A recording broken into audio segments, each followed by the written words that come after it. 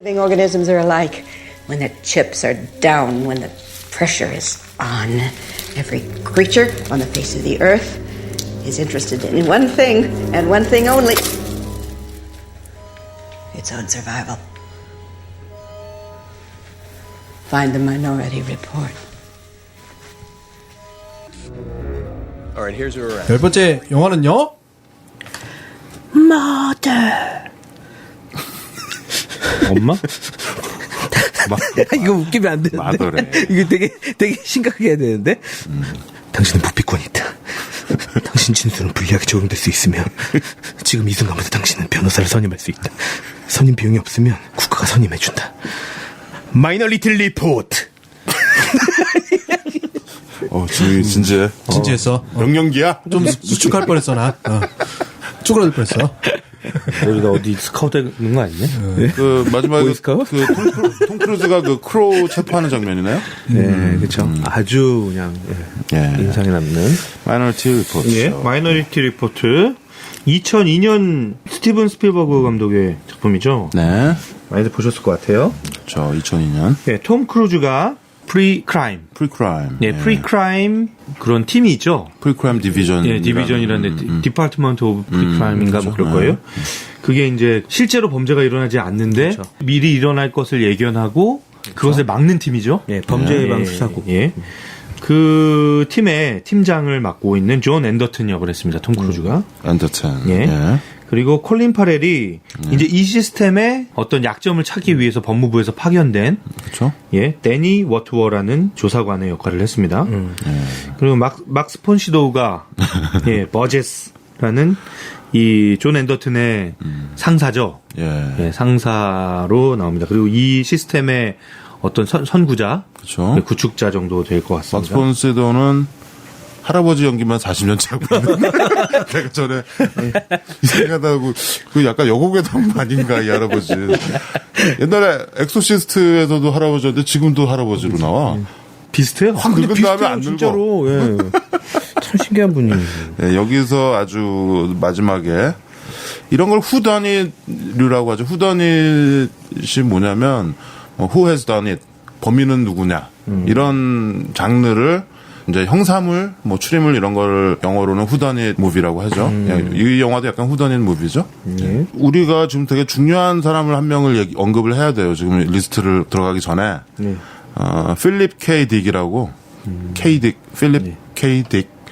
이 사람은 왜 딕이 성이지? 저가 필립 K 딕이라는 사람을 알아야 돼요. 저희가 이 사람을 모르고는 SF를 논할 수가 없어요. 그러니까 이 마이너리티 리포트의 원작자죠, 원작. 이 사람은 내가 보기에는 그 옛날에 오 헨리라는 사람이 있었죠, 미국 작가 중에. 네. 아주 재밌는 단편들을 많이 쓴 사람이죠. 네. 이 사람은 이 20세기 후반의 오 헨리였어요. 그 단편 SF 같은 거를 많이 썼죠. 그래서 뭐 토탈 리콜이니 뭐 블레이드 런너니 그런 것들이 이 사람의 작품의 원작이에요. 그러니까 이 사람이 엄청나게 아이디어를 갖고 있었어. 그러니까 이게 소설도 아니고 그냥 단편으로 쓴 것들을 이렇게 다 영화로 만든 거예요. 마이너리티 리포트도 마찬가지예요. 범죄를 예언으로 본다. 이런 이거 진짜 기발한 상상이잖아. 진짜 기발하죠. 근데 이 사람 책을 보면 이런 기발한 상상들이 너무 많은 거야. 토탈 리콜. 그렇죠. 토탈 리콜도 그렇고. 블레이드 런너로 되게 유명해졌죠. 이 사람이. 그래서 이 사람 단편들을 다 가지고서 영화들을 만들고 있고 지금도 막 만들고 있어요. 근데 돌아가셨는데 요절했어요. 40대인가 50대 때 죽었어. 아니 그 또 지금 이 아이디어들이 막 연관성이 있는 것도 아니잖아요. 그치, 다 전혀 다르지. 각각 또 다른 이렇게 진짜 대단하시네. 그다음에 그 옛날에 케누 리브스랑 그 로봇 다우니 주니어 이렇게 2D 애니메이션처럼 막 해가지고 만든 영화 스캐너 다클린가 그런 영화 있어서 봤어요 혹시? 몰라요. 만화처럼 만드는데 이 사람들이 다 연기하고 그런 영화도 있었고 영화화가 많이 되고 있어요 이 사람 영화는. 형 또 왜 입덧 하세요 그때처럼? 아는 분이니? 놀라워서. 놀라워라. 아무튼 그래서 필립 K 딕은 지금 우리 리스트에도 미래편에 몇 편이 있어요. 마이너리티 리포트를 필두로 좀 더 나올 겁니다. 이 사람의 책을 구해서 보시는 것도 원작을 보는 마이너리티 리포트도 이 사람의 원작으로 해서 스필버그가 여러 명이 달라붙어가지고 영화화를 한 거죠. 프리 프로덕션 기간이 한 3년 됐는데요. 네. 스티븐 스필버그가 16명의 브레인스토밍 팀을 구성을 했대요. 근데 거기에는 이제 건축학자, 미래학자, 뭐 생화학자, 그리고 그 외에도 뭐 무슨 작가나 저널리스트나 카 디자이너나 뭐 이런 사람들 쫙 불러 모아서 이 사람들이 계속 이제 브레인스토밍을 하면서 미래의 모습, 2054년이 배경이거든요. 네, 2054년의 그 미래를 이렇게 그리는 어떤 그런 브레인스토밍을 했다고 그러더라고요. 그렇죠. 그러면 스필버그 영화답게 뭐 재밌습니다. 아주 재밌고 재밌어요. 특히 이 영화는 그 제일 중요한 화두를 하나 던져주죠. 프리윌, 자유의지와 예정론, 운명론. 되게 오래된 논쟁이죠. 우리의 운명은 결정되어 있는 것인가, 아니면 우리의 자유의지에 따라 달라지는 것인가. 이게 사실 우리 전에 무슨 타임머신 영화 같은 거 얘기할 때 이런 거에 어떤 딜레마에 부딪히잖아. 내가 그렇게 안 하면은 운명이 바뀌는데 결국 그렇게 한다는 거 아닌가. 뭐 이런 이상한 메비우스의 띠 같은 생각들이 있잖아요. 근데 이 영화는 그거를 다루는 거죠. 그러니까 포인트는 뭐냐면 어떤 예언자들이 있어요. 이 사람들은 능력이 있는데 살인을 하는 거를 예언을 하는 거야. 다른 건 모르는데 무슨 강도나 강간 이런 건 예언 못 하는데 살인을 예언해. 왜냐면 살인할 때 무슨 사람의 감정이 뭔가 그렇게 치다르니까 그거를 미리 보고 그걸 영상으로 해가지고 어떤 이제 수사팀에서 그 영상을 보고 그 살인범을 미리 잡는 거야. 그쵸. 미리 잡아서 재우는 거지. 네. 그 여자는 아가사고 쌍둥이는 아더랑 대실이죠. 그렇죠. 그리고 3명이 있어요. 그러니까 이 예언자들에 대한 그 배경이 있어요. 이 뉴로인이라는 마약이 나오는데요. 그렇죠. 네, 뉴로인은 그 마약 중독자들이 애를 갖고 있는 상태에서 그 마약을 한 사람들이잖아요. 그 사람들의 그 자녀들이 태어나면 이런 능력이 15세인가 20세를 못 넘겼대요. 아무튼 일찍 죽는데 그 죽는 아이들이 밤마다 잠을 못 자고 벽을 핥히면서 울면서 어떤 악몽을 꾸는 거예요. 근데 그 악몽이 앞으로 일어난 일을 예견하는 일어날 살인에 대해서 그렇죠. 예견하는 거였죠. 그래서 그 능력을 이제 캐치를 하고 이 시스템을 만든 거죠. 어차피 일찍 죽은 애들이기 때문에 얘네들의 생명을 유지시켜줄 수 있는 장치를 만들어 놓고 그 안에서 이제 인큐베이팅을 하면서 얘들의 그 예지력만 활용을 하는 그런 시스템인 거죠. 다 일찍 죽고 이 3명만 계속 오랫동안 그렇죠. 이 영화에서는 프리콕이라고 해요. 이 COG 프리콕, 그러니까 프리코그니션, 프리코그니션을 하는 사람들인데다 이거지. 근데 이거 예언자 3명의 이름에 대한 재밌는 얘기가 있더라고요. 그것도 이름이 이게 다 미스테리 추리 소설 작가들의 이름을 딴 거예요. 데실 해밋. 그리고 아서 코난 도일. 그리고 아가사 크리스티. 그렇구나. 그 원작에도 그렇게 필립 K. 딕이 그렇게 썼구나. 아니요. 원작에는 그 이름이 아니었는데 이제 그 스필버그가 이런 식으로 우리 지난주에 겨울왕국 할 때도 그 안델슨 이름 따온 것처럼 그렇게 영화에서 그렇게 했나요? 그렇군요. 아무튼 이 영화는 2002년에 나온 영화니까 저의 그 SF 그 가전제품 이론에 의해서 아주 잘 만들어졌죠. 잘 만들어졌고 게다가 스필버그잖아. 스필버그는 한 10년 정도 땡겨서 비전은 있는 사람이니까 지금 봐도 촌스러운 게 별로 없어요. 전혀. 너무 재밌게 봤어요. 저 재밌어요. 옛날 극장에서 봤을 때도 재밌었는데 이번에 집에서 다시 보는데도 너무 재밌더라고요. 그렇죠? 재밌고 이제는 좀 맥도 보이고 하죠. 다시 보면. 참 다시 보면 진짜 좀 새로워요. 다가오는 게. 나는 SF는 웬만해선 다시 안 보거든요. 내가 SF 뭐 이렇게 내가 김 PD처럼 SF 매년 김 PD 근데 너 왜 이렇게 조용히 하냐? 오늘? 재밌는 영화니까. 재밌는 영화니까 듣고 계신 거예요? 조용히 듣고 있는 거예요. 영화 생각하고 있는 거예요? 듣다가 나는 얘기할 거니까. 하여튼 스필버그가 워낙 잘 만들어서 SF는 뭐 이거 보면은 앞날에 대한 어떤 비전들이 쭉 보이죠. 되게 세심한 거에도 신경을 많이 쓴 그런 스타일이에요. 뭐가 인상적이셨어요? 좀 이렇게 미래를 그린 것 중에 내용 좀 중에 이 프리크라임 말고 그 미래의 그 시스템들 있잖아요. 세상의 모습들. 좀 인상적인 게 뭐가 있으셨어요? 나는 일단은 영상을 편집하는 사람이니까 이 3명이 본 환상들이 쭉 나타나고 경고가 막 울리면 그것을 쫙 찾아.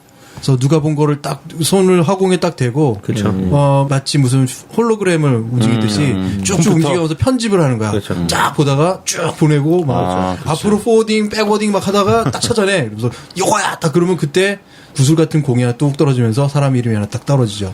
그 놈이 나쁜 놈이라는 거야. 그래서 걔를 잡으러 막 출동해 삐삐삐 하면서 출동해서 딱 살인하기 직전의 모습에 딱 가가지고 그냥 잡아오는 거예요. 그렇죠. 그 시간이 나오니까. 정확히는 구슬이 2번 떨어지죠. 그렇죠. 피해자와 피의자의 이름이 그렇죠. 예, 그렇죠. 네. 그게 떨어지고 살인자와 예. 피해자 이름. 그리고 빨간 구슬이 떨어지는 거는 이제 우발적으로 생겨난 살인 범행이 됩니다. 형은 그러니까 그 디스플레이 장치가 이제 인상적이었죠. 그렇죠. 나는 영상을 편집하는 사람이니까 진짜 가끔은 머릿속으로 그냥 쭉 그려놓고서 요거 이렇게 잘라서 여기 붙이고 요거 이렇게 했으면 좋겠다는 생각하는데 그 저장 장치 역할을 하는 그 약간 투명판 같은 그렇죠. 거. 그것도 그런 되게 것도 신기하죠. 중요하죠. 예. 그것도 신기한 것 같아요. 나는 하드디스크 큰 거 들고 다니면서 막 편집하려면 죽겠거든. 그리고 또 좀 묘하게 보였던 장면이 그 편집하는 장면에서요. 클래식 음악이 흘러나와요. 그죠. 그래서 이 탐 크루즈가 손을 막 이렇게 하는 게 지휘하는 것처럼 보여져요. 그거 일부러 그냥 자기가 그렇게 트는 거 아니야? 그렇죠. 그러니까 본인이 혼자 본인이 만든 튼 거겠지. 거죠. 그 슈베르트의 묘한성 네. 모양곡을 들죠. 집에 갔을 때도 그 음악을 또 틀고 그러고. 이 마이너리티 리포트 처음 나왔을 당시에 이거 다 사람들이 흉내내고 그랬잖아요. 맞아요. 막 이렇게 허공에다 잡고 손이 이렇게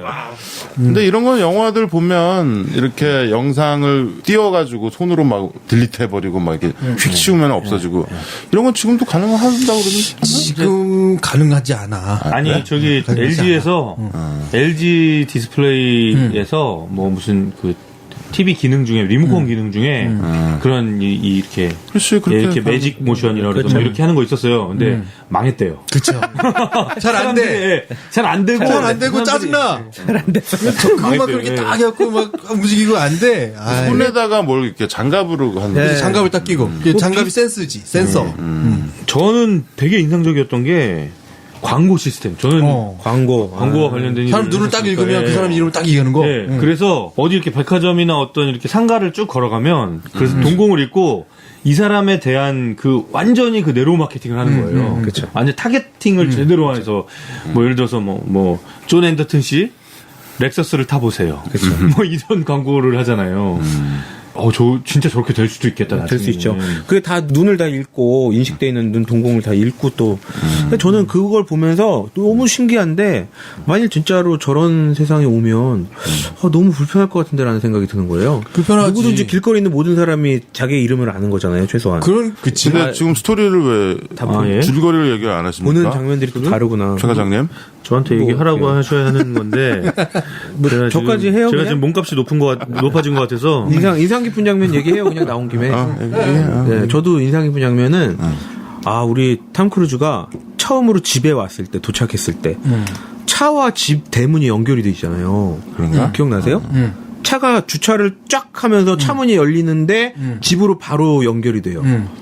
저는 그 장면이 주차가 막 차가 움직여 버리잖아. 그죠. 차는 다 자동항법으로 그냥 본인들이 운전해서 가고, 그러니까 그러면서 집으로 바로 들어오면서 위에 천장에 불 켜고 이런 걸 다 음성으로 다 켜잖아요. 그러니까 그런 장면들이 저는 굉장히 좀 인상이 남고, 저는 개인적으로는 이렇게 집을 좀 깔끔하게 해놓고 청소하는 걸 좋아해서 그런지 뭐 그런 게 굉장히 좀 집안의 그런 구조나 이런 것들이 되게 그렇죠. 그 많이 엘리베이터 있더라고요. 주차장에서 엘리베이터 타고 자기 집까지 집 대문까지 연결된 이런 거는 뭐 있잖아요. 그렇죠. 지금 있죠. 엘리베이터로 이건 뭐 차에서 바로 나오는 것도 엘리베이터에 열쇠를 꽂는 거지.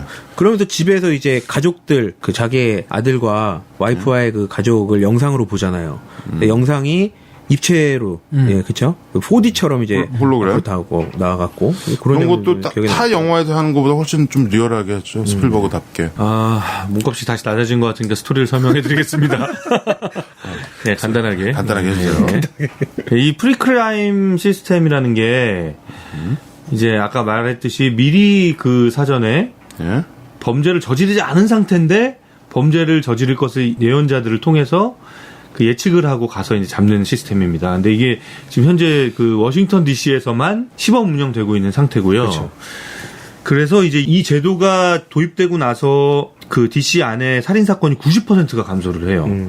그래서 이게 이제 전국적으로 확대가 돼야 된다라는 의견이 막 나오고 있었고, 네? 그 전국화되는 그 법안이 통과되기 직전에 아주 예민한 시기예요. 그런데 이제 이 법무성에서 콜린 파렐을 파견을 하는 거죠. 네가 이거 정말 전국에 이거를 이제 뿌려도 문제가 있을지 없을지 한번 좀 판단을 해봐라. 근데 이런 수사를 하는 과정에서 어느 순간 이름이 딱 떴는데 범인이 딱 떴는데 자기인 거야. 예, 이 존 앤더튼 이 팀장이 본인이 살인자고 피해자는 자기가 알지도 못하는 사람이 피해자인 거예요. 그쵸. 그러니까 이제 얘를 잡으려고 사람들이 이제 막 움직이는데 얘는 도망을 가죠. 도망을 가죠. 네, 도망을 가면서 마이너리티 리포트라는 말이 뭐냐면 이 세 명의 예언자가 동시에 같은 것을 이제 예언을 하는데 그 중에 소수 의견. 예, 소수 의견이 있는 거예요. 한 명 정도가 좀 다른 거. 네, 다른 의견을 낼 수가 있어요. 근데 그 의견을 이 시스템 자체는 지워버립니다. 그렇죠. 예. 그래서 자기가 죽이지 않을 수 있는 가능성도 있기 때문에 그 가능성을 찾기 위해서 자기 이제 누명을 벗어가려 노력하는 과정에서 뭐 여러 가지 뭐 이렇게 또 다른 범죄들이 발견이 되고 그러면서 이제 이야기가 쭉 풀려나가는 아주 재밌는 스토리입니다. 예, 그래서 뭐 이제 결국 아까 후드언잇처럼 정말 나쁜 놈이 누구였나 뭐 이런 게 나오는 거죠. 그렇죠. 근데 뭐 그거는 이제 보시면 알 테고 이 영화의 이제 또 하나의 쟁점은 뭐냐면 아까 얘기한 자유의지와 예정론 얘기했죠. 근데 또 하나는 뭐냐면 만약에 정말 이렇게 됐다. 그러면 그 예언할 수 있는 그 사람들 걔네들의 인권은 걔네들은 가면 상태 비슷하게 약간 이렇게 그리고 물속에 이렇게 처박혀 있잖아. 둥둥 떠가지고 그러면서 이제 꿈을 꾸는 건데 꿈을 계속 꾸게 만드는 거지. 그러면은 그 사람들이 그렇게 몇 명이 희생을 해서 우리의 사회가 안전해질 수 있다면 과연 그렇게 해도 되는 것인가? 이 쟁점이 있어. 정말 이렇게 프리크라임 시스템이 되면 그래서 범죄 사회율이 제로로 떨어지잖아. 콜롬비아, 워싱턴 DC 이쪽에. 네, 여기 영화에서는 6년 동안 한 번도 살인사건이 안 나온 걸로 나오죠. 때는 2054년인데 법안이 이제 워싱턴 DC에서 시작된 거는 2048년. 그러니까 물론 이건 이제 뭐 필립 K. 딕의 상상력이지만 만약에 정말 이렇게 된다. 그렇다면은 과연 그렇게 하는 게 맞나라는 쟁점이 있어요, 사실. 그 과학 얘기를 하다 보면 항상 신앙이 결부되긴 하지만 여기는 항상 신앙 쪽에서는 요즘의 대세가 거의 유전학적인 얘기잖아. 인간이 만들지 말아야 될 것을 만드는 쪽인데 이건 인간이 만들지 말아야 될 장치에 대한 거야. 신의 영역인 거야, 이게. 사람이 그것을 할지 안 할지의 결정을 누가 본다고 해서 그럼 제한할 수 있느냐 없느냐의 문제. 그러니까 거기에 여기서 이제 콜린 페럴이 나와가지고 그걸 하잖아. 아주 유명한 장면이 나와요. 그 톰 크루즈가 공을 굴려. 쫙 굴리는데 땅바닥에 떨어지기 전에 콜린 페럴이 그걸 잡아요. 그렇죠. 근데 그 공을 왜 잡았냐 그랬더니 떨어질 거니까. 근데 떨어질 거라는 거 너도 알고 나도 알지만 떨어지진 않았지만 네가 잡지 않았냐. 떨어질 줄 알고. 그거랑 똑같다라고 얘기를 해. 톰 크루즈가. 처음에. 제일 첫 부분에서 그 얘기를 하죠. 자기가 그 범인으로 지목되기 전에. 그렇죠. 그러니까 이 시스템에 대한 얘기예요, 그게. 그러니까 그걸로 정당화를 마치 하려는 것처럼 얘기를 하지. 근데 그거랑 똑같은 얘기는 아니거든, 사실은. 자유의지에 관한 그렇죠. 거니까. 그러니까, 그거에 대한 논쟁을 하는 것도 재밌을 것 같아요. 어때요? 그거, 뭐, 내가 봤을 때 뭐, 미국 같으면 공화당은 찬성, 민주당은 반대 뭐 이렇게 하겠지만, 나도 왠지 그렇게 해도 정말 우리가 살인사건이 많이 일어나고 그러는데 그거 다 막을 수 있다면, 몇 명이 희생해서. 근데 이제 저거 절차를 거쳐야겠지. 그 희생하는 사람들은 난 그렇게 하겠다. 동의 절차. 동의 절차를, 근데 그 동의 절차에 야로가 물론 있겠지만, 그렇게 해서 한다면 그렇게 하는 게 맞다라고 나는 생각하거든? 안 그러냐? 그러면은 사람들이, 우리 프리크라임 시스템이 우리 서울시에 도입이 됐어. 그러면은 사람을 죽이고 싶은 사람도, 죽이면 안 되겠다. 잡힐 거니까. 이게 예방 효과가 확 커지잖아. 그 논점인 것 같아. 뭐냐면 그 시스템이 사람들에게 있어서 범죄를 예방하는 방법은 긍정적인 부분이 아니야.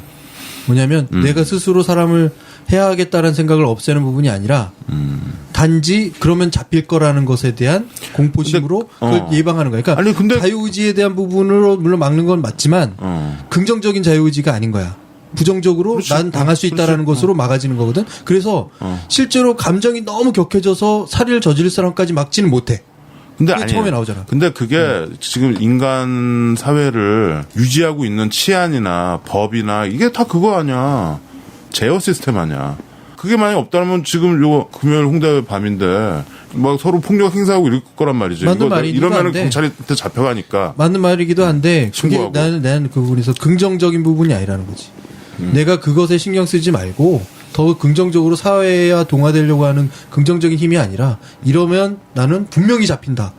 라는 것에 대한 제한인 거지.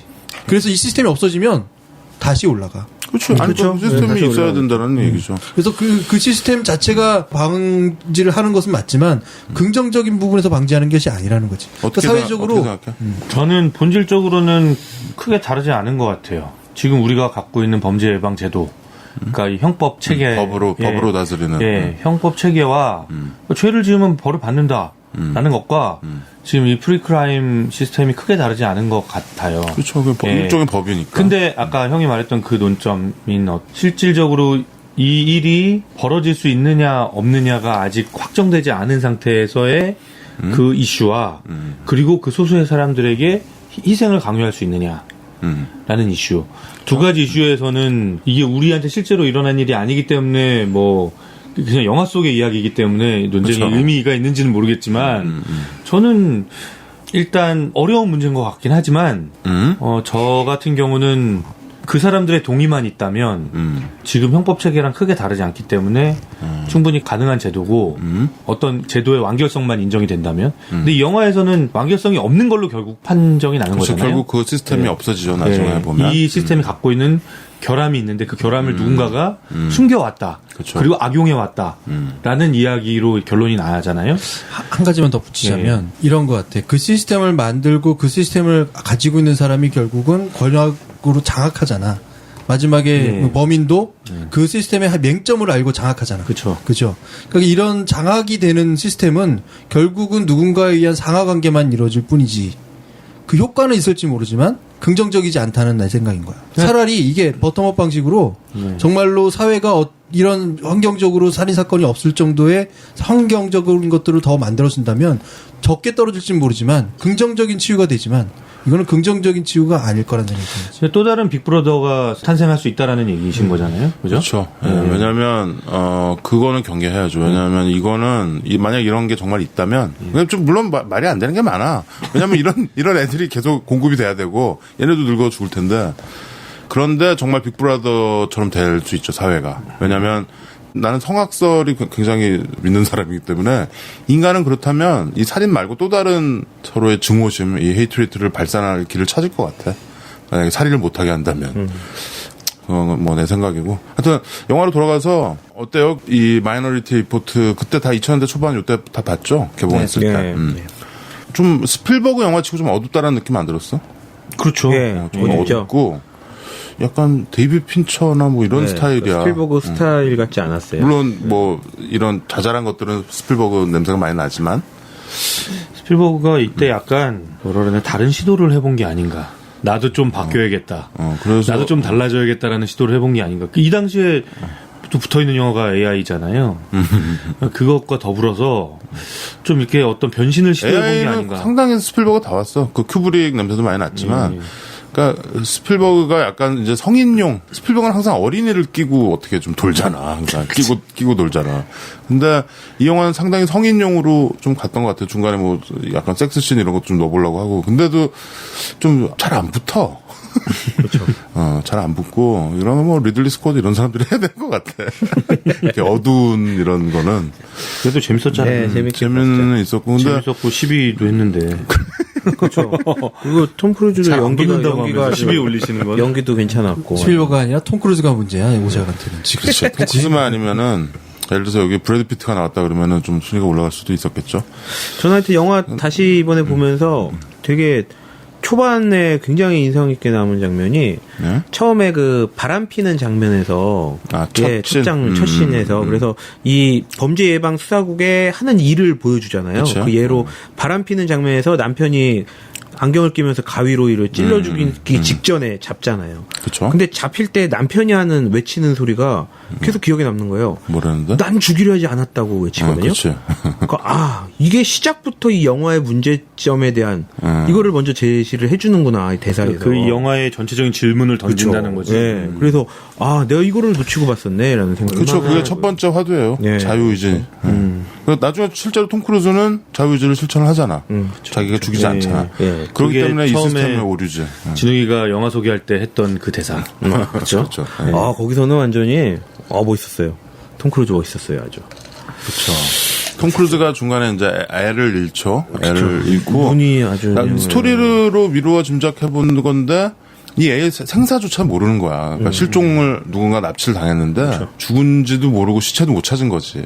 그래서 부모 마음이 아내와는 그 충격에 이제 헤어져서 살고 있고 그 아내가 이제 캐서린 모리스라고 아주 예쁜 왜 미드 중에 콜드 케이스라고 있어요. 거기 이제 주인공인데 이 여자는 웃을 때 눈이 이렇게 만화처럼 이렇게 동그랗게 변해. 되게 웃을 때 되게 예쁜 여자인데 이 영화에서 많이 안 웃죠. 이 영화가 처음에는 그 토탈리콜 속편으로 기획된 작품이래요. 비슷해요. 예. 작가도 그랬는데 작가가 이제 바뀌면서 그 자동차의 공장씬, 그 자동차 공장씬 있잖아요. 거기서 쫓고 쫓기는 추격신. 그 추격씬 빼고는 나머지는 거의 다 바뀌었대요. 그래서 완전히 새로운 작품으로 탈바꿈을 했고. 그러면은 폴 베오벤이 하려고 그랬던 건가? 아니요, 그건 아니었고. 스필버그가 하는데. 스필버그가 하는데 어쨌든 그 스필버그가 그 자동차 공장씬을 좋아했대요. 근데 이 원래 자동차 공장씬이 이 아이디어가 어디에서 나온 거였냐면 히치콕 영화 중에 북북서로 뭐 진로를 돌려라 뭐 그 영화 있잖아요. 그 영화에서 이 찍히진 않았는데 그 영화를 찍진 않았는데 처음에 이런 자동차 공장에서 있는 추격신이 있었대요. 그 아이디어를 차용해 와서 만든 거라고 그러더라고요. 그렇군요. 네. 오장님의 약간 영혼 없는 영혼 없는 그렇군요. 내가 남들 얘기하면 보통 영혼 없이 들어. 그 장면 어때요? 어떤 거? 아까 전에 집에서 제가 얘기했는데 집에서 또 연결되는 장면인데 시리얼 먹는 거 기억하시죠? 그냥 시리얼 통을 통째로 먹는데 시리얼 겉에 화면이 캐릭터들이 막 만화처럼 움직이면서 노래가 나오잖아요. 시리얼 박스에서. 그러니까 이걸 듣다가 시끄러우니까 시리얼 박스를 던져버리잖아요. 저는 유심히 안 봤는데. 그런 세상이 참. 거기서 애들이 노래를 해서 던지는 거야? 아니 그 시리얼 박스 밖에 있는 그림이 움직여요 막. 그래서 그렇죠. 그 노래를 계속 이 영화 보면 군데군데 그런 게 되게 많아요. 뭐 신문도 막 움직이고 잡지도 신문도. 움직이고. 나는 신문 보면서는 약간 요즘 세상이랑 많이 비슷해졌다. 우리가 이게 신문 형태로 보진 않지만 다 태블릿 PC로 모바일 폰으로 다 지하철에서 뉴스 보고 기사 보고 하잖아요. 기사 계속 바뀌고. 그 많이 어느 정도 이런 건 현실화가 된 게 아닌가라는 생각이 좀 들더라고요. 그 논점인 것도 같아요. 이 영화에 흐르는 그 사회 분위기는 개인 정보를 누군가가 이용할 수 있게 다 허용돼 있고 그 사람이 어디에 가건 뭘 하건 다 드러나게 만들어 버리잖아. 그래서 톰 크루즈가 자기 신분을 숨기기 위해서 결국은 눈을 바꾸는. 그렇죠. 눈을. 나는 인상적인 장면이 그 눈깔이 떼구르르 굴러 내려가는 그 장면이 너무 웃겨. 자기 눈깔이 이렇게 굴러 내려가잖아. 그리고 그 눈 수술을 해주는 사람이 피터 스토메어. 피터 스토메어. 우리 전에 뭐 나초리브레 얘기했다 얘기했나? 언젠가 얘기한 항상 이 사람 조연으로 인상적인 조연으로 나오는데 여기서는 약간 불법 외과 의사로 나오죠. 원래 성형외과 의사였대요. 저도 성형외과 의사였는데 그 얘가 한번 예전에 체포를 한 적이 있었어요. 그렇죠. 그거를 존이 모르고 간 거지 그 집에. 모르고 갔는데 당신이 나 옛날에 체포했었다. 근데 저는 그게 우리나라 영화 같았으면 분명히 여기서 눈에만 빠지고 사기당하고 등쳐먹었을 텐데 그래서 얘는 그래도 다 수술 제대로 해주고 책임을 다 해요. 책임을 하더라고요. 그 중에 하나 더 마이너리티 리포트라는 게 결국 소수자 의견이라는 거잖아. 그러니까 이 사회 자체가 그걸 다 알려주고 있어요. 통제되고 또 소수 의견을 무시하고 그런 흐름이 다 있는 것 같아요. 과연 우리가 소수 의견을 무시해야 하느냐 말아야 되느냐 이 민주주의의 문제이기도 하잖아. 가장 중요한 절차인 다수 의견. 그렇죠. 소수 의견도 중요한 거죠. 아무튼 요즘 시절이 좀 하수상하잖아요. 나도 15건 유출당했는데 확인했거든. 국민카드 홈페이지에서. 이게 우리 정보, 그 되게 중요한 정보들이 그렇게 그냥 까져버리는, 말도 안 되는 이런. 누구도 책임지지 않아요. 또 아무도 책임 안 지고. 이게 뭐야 이게. 막 신경질 나는 거지. 이게 우리 뭐 눈가래 동공의 정보 어쩌죠 이런 지금 그런 얘기할 때가 아닌 것 같아. 그러니까 그런 거지. 또 그렇게 유출될 수 있으니 이제 생체로 가자. 뭐 가장 읽기 어려운 장치로 뭘 하자. 그러면서 점점 더 돈을 빨아 끌어당기는 과학 기술의 부분이 또 있는 거죠. 그렇죠. 하여튼 그거를 다 보여주고 있는 영화 같아. 이게 재밌는 디테일 하나만 얘기하고 끝낼게요. 예? 재미 있어요? 거기서 걔네들이 체포할 때 쓰는 장치가 구토봉이 있어요. 구토봉. 그렇죠, 구토봉. 그거 재밌죠? 그거 참 신기해요. 신기해. 목에 찌르자마자 바로 구토를 뿜잖아요. 그것도 양도 엄청 많이 뿜고. 쫙 뿜잖아요. 뭐 거의 수액을 다 뿜는 것 같아. 그래서 얼마 전에 킥에스2 봤는데 그거 나와. 구토하는 구토. 그냥 이런 게 있나? 이런 게 실제로 그런 게 있나? 있나 봐요. 바로 구토하게 만드는 뭔가 찌르자마자 충격을 줘가지고. 신기하죠. 마이너리티 리포트는 살인사건을 예방하려고 했더니 그걸 장악한 놈이 살인사건을 저지르고 죽이고도 자기는 피해나가는 것처럼 보이지만 결국은 잡힌다. 네, 살인을 하면 잡힌다. 다음은 9위로 가겠습니다. 막무가내 신체 공격 영화 리스트업. 무슨 영화를 보겠다고